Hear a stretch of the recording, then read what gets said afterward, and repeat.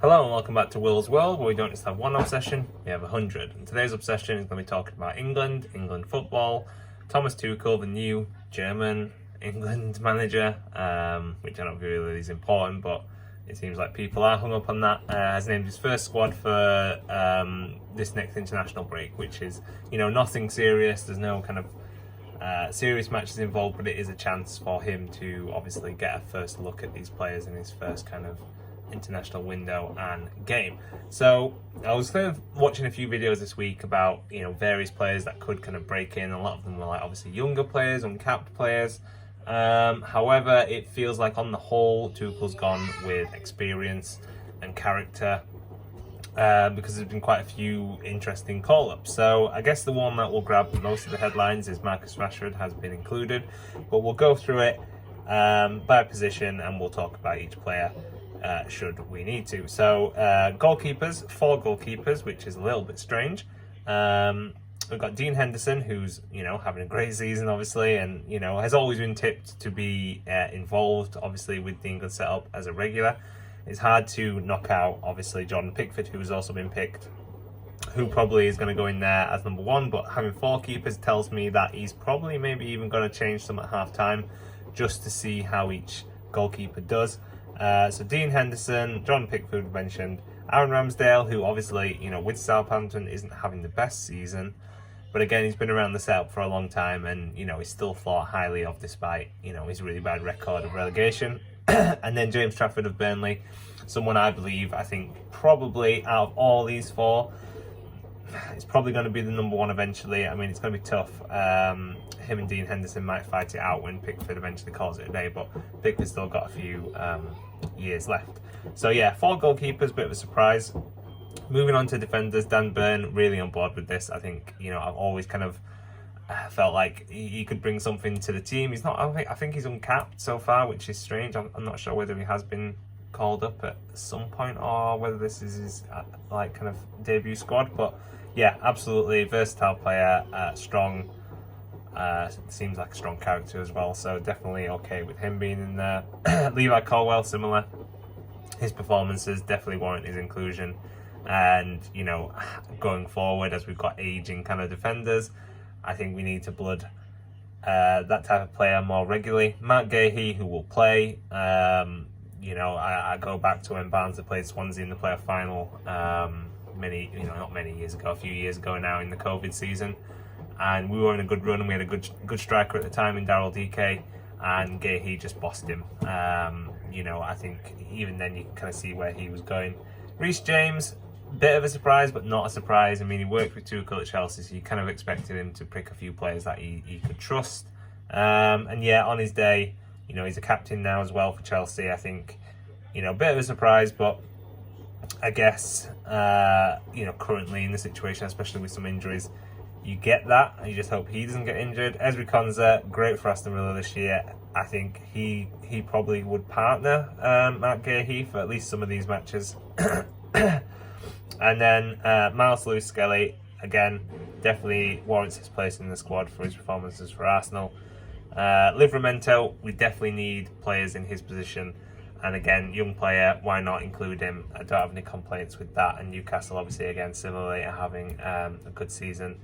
It'll be interesting to see whether, these Newcastle players are like trophy winners very soon.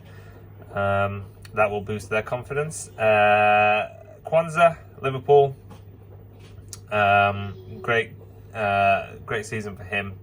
And again, I feel like it's worth him being included in the squad as well. Kyle Walker, kind of people were thinking maybe he wouldn't, but again with Trent not being fit, you need that experience at right back and in the squad. I think he's still playing at a reasonable level, for AC Milan. So I believe, again, he'll benefit Tuchel's squad, at least in these first few matches. Midfield, Jude Bellingham, no one's surprised about that. Eze, I mean, there were a few people I saw this week that weren't sure, but again, he's been in and around the squad. That makes a difference. We'll skip over this next one and go to Curtis Jones.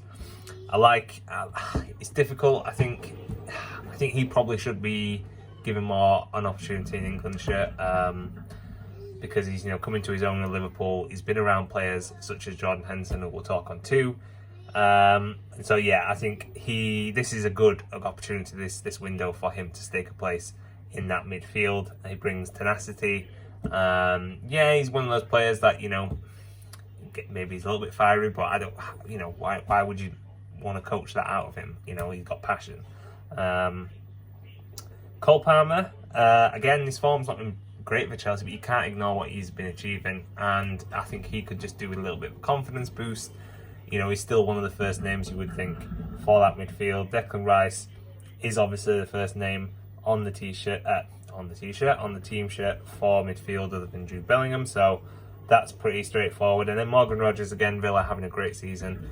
Emery is a great coach, and I think Tuchel will want to take advantage of the form that he's in. So, very, very deserved call up. So we'll just touch on Jordan Henderson, which I think, other than Rashford, is probably the biggest surprise. But you can't discount Henderson's leadership. You want to say what you want to say about his move to Saudi and his principles, and then Ajax and potentially moving to Monaco, was it? But all of that, who knows? We don't know the inside and outs of that.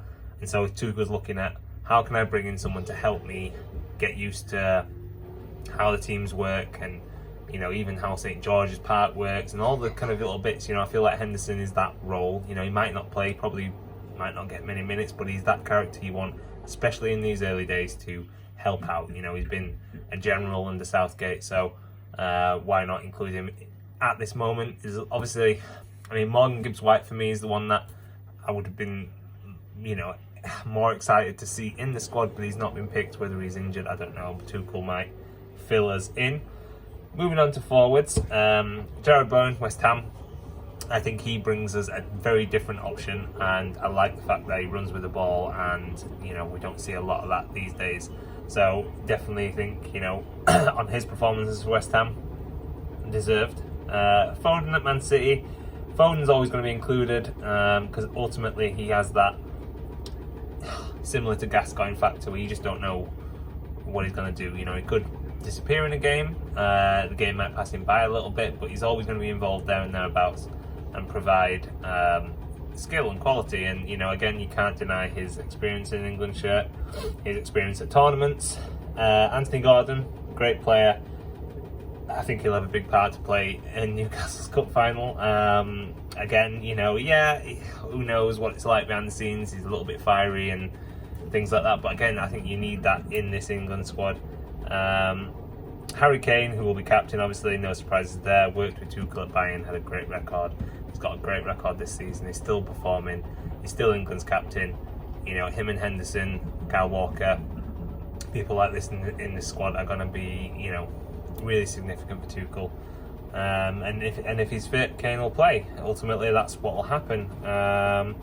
Dominic Solanke, who's been injured but has got his big move to Tottenham and was doing well before his injury, and he'll provide that option, I guess, it's cover for Kane. And then obviously the surprising one is the Marcus Rashford. Obviously hasn't played for England in a year, didn't play for Man United a lot. They wanted him out. It was a situation that obviously we can speculate on, but ultimately, again, we just don't know the ins and outs. He's gone to Villa, who, let's face it, Villa are in a much better position than Man United, including in Europe.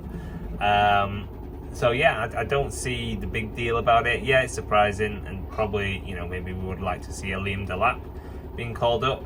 But again, I think he's gone safe in this squad. He's gone for experience. He wants players to help him in this first international window, to get used to everything. But as is, I'm happy with the squad. I'm interested to see. I think there'll be a lot of changes in each match, so ultimately the score will be irrelevant. I guess in some cases it's more about how these players perform, how they react under pressure, how they are in the camp in terms of character and as teammates, and all these various things that at this stage, obviously, the long-term goal is we need to win the World Cup. That is basically his remit, and if he doesn't, he'll probably go. And if Howe wins the trophy with Newcastle this year, if he gets them in a really good position, ultimately, almost I feel like it's almost nailed on that even if Tuchel wins the World Cup, there'll be clamour for him to stay on, but I reckon the chances I might just call it a day, because after that, what do you do?